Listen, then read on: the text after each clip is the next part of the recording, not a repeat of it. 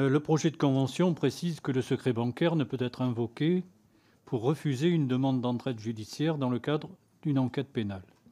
Pourquoi limiter cette levée du secret bancaire au seul champ pénal ?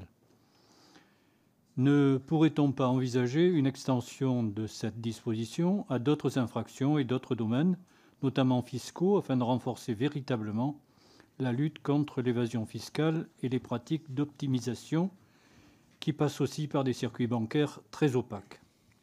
On sait effectivement que le Panama reste donc inscrit sur la liste des paradis fiscaux, ou tout au moins sur la liste européenne des pays peu coopératifs en la matière. Est-ce qu'une telle extension a été évoquée lors de vos auditions ?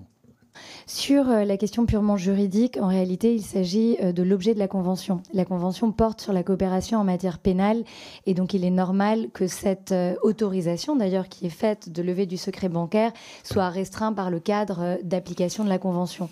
Il n'est pas exclu qu'à l'avenir, d'autres conventions de coopération en matière civile, mais c'est quand même un peu plus rare, puissent être conclues, dans lesquelles on puisse avoir des levées du secret bancaire, ou alors tout simplement que des demandes puissent être formulées et que les autorités panaméennes y répondent favorablement. Il faudrait voir comment s'articulent en réalité nos droits en matière de coopération en procédure civile.